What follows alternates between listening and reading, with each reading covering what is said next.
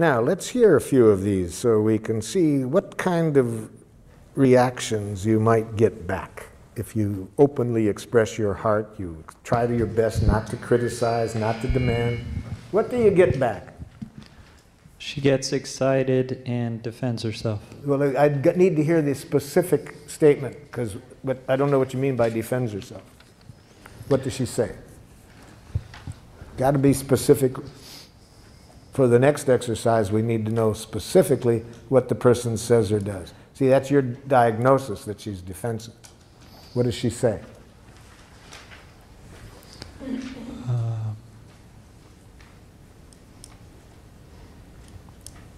Sometimes things happen and I'm not ready to leave when we agreed. Well, sometimes things happen and I'm not ready to leave when I agree. Okay, that's what the person says. I can't do that because I have a hard time connecting with people as partners. I can't do that because I have a hard time connecting to people as partners. This is their response back? Yes, what did the person respond back? He says, nothing I do is ever good enough. Nothing I do is ever good enough. Okay, here. Guess I should go through the whole thing. She says she doesn't like the way I wash dishes or make the bed. Yes. I feel angry and resentful. Yes. I feel as I express because I need to be accepted for my willingness and ability to do a job the way I do it. Yes. I would like you to acknowledge my work positively. Even if I don't feel like it? How do you want me to, how would you like me to respond positively when an idiot could do a better job making a bed than you do? Okay, that's the last thing. She would say that she can't because I never do it the way it should be done. Yeah, so the problem there is with the present request. What do you want from this person? I think what you want is this. I'd like at least some gratitude expressed for my willingness to do what I did. And if I could get at least the gratitude for that first, I could better hear how you would like me to do it differently. Would that be closer? It'd be closer, but I'd still like her to accept the way that I do it. What does accept mean? Now we got to translate accept into a doable request. What if this person has a sense of aesthetics? You see, I can already tell what the problem is in your relationship. I've already made a diagnosis. You want to hear my diagnosis? Okay. You are a slob and she's a neat. See, there's these two kinds of people in the world, slobs and neats. And for some reason or other, they always live together. It doesn't make sense to me. You see, there's so much of this goes on every day about how to wash the dishes, how to make the bed.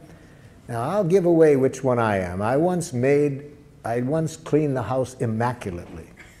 And my partner came home and said, I thought you were going to clean. True story, true story. So you know what I am, right? I wrote her a song that night that goes, if you wonder about the cause of my domestic distress, it's that my partner is antiseptic and I'm a total mess. Last night at 2 a.m. I had to go to the head. In the time it took me, she made the bed.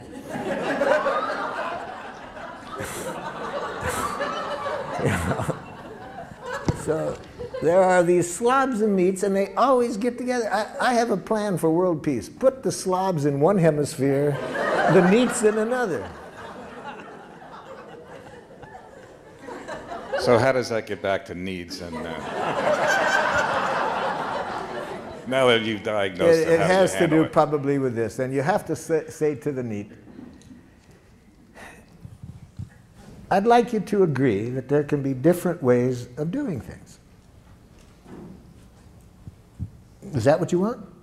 My solution was that I just don't do it anymore. Well, a typical slob solution, yes. I could have guessed that. Yeah. It worked.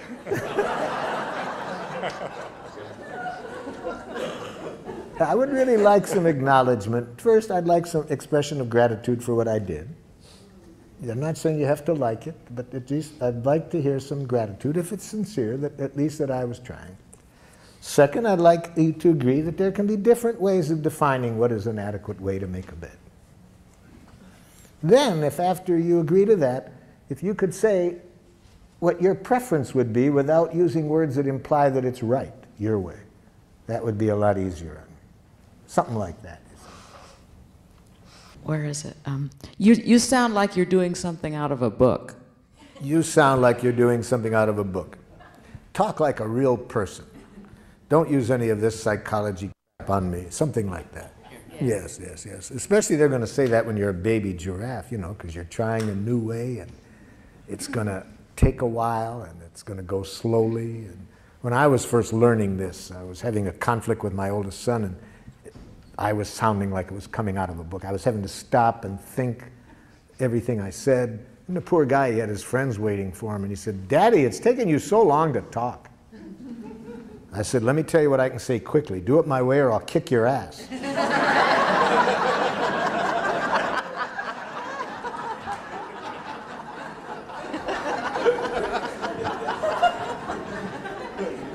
He said, "Take your time, Dad." Those who know me in my old jackal days are very patient with my sounding like I'm coming out of a book or... Yes.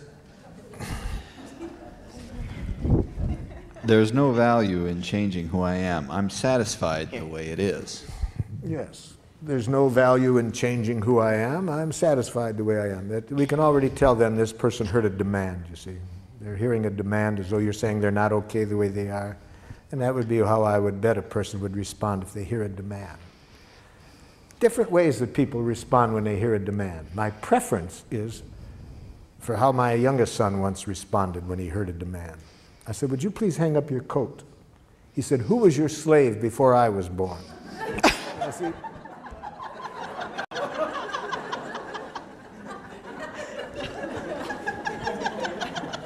I like that way because I know he hears a demand then, right? It's pretty clear. Now, then there's other people who it's harder to guess if they're hearing it as a demand. For example, you say to them, "Would you please come over and just sit on the couch with me and talk with me?" The person goes like this. Okay. Now, if you're smart, you'll say, "Oh no, stay away." They're hearing a demand, you see, but they're giving in. But the worst case scenario, this is the dangerous one, you see, is if the person hears your demand, your request as a demand, and they respond this way. "Oh, sure, I'll do it." And they do it. But they did it to buy your love. They did it because they were afraid that if they didn't, you wouldn't like them. Now, how will you find out?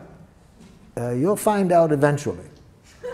You might find out like this one woman did who showed up at my door in 2 in the morning. 2 in the morning, my doorbell's ringing one morning. It's pouring rain outside. And this woman, not 8 months pregnant, crying. I said, come in. I sit her down in a chair. What's going on? I didn't know how she got there. But she told me that her mother had been in a workshop with me a month before, and she had just called her mother up to tell her about what happened, and the mother said, "Oh, there's a man in your town that you might want to go and talk to." So that's how this woman shows up in my door at 2 in the morning. Now, what was the problem? Earlier, she said, I just made a little request to my husband tonight, and he said, "Get out." We've been married 8 years. He's always been so loving, so kind. He's done everything I want, and now he says, "Get out." Already I knew what the problem was. He was a yes-saying jackal. He hears somebody he loves wants something, and he feels he has to do it to buy love, to prove that he's a loving person. And so how does she find this out? It took 8 years, but then she pays for it one night. And I know I was right. How do I know I was right? I got him out of bed. Why should I be up at 2 in the morning talking to his wife while he's sleeping? So I call him up and invite him over, and sure enough, you see, he was a yes-saying jackal. He just didn't know how to say no. So he had been giving in for all these years, and then finally this night he snapped.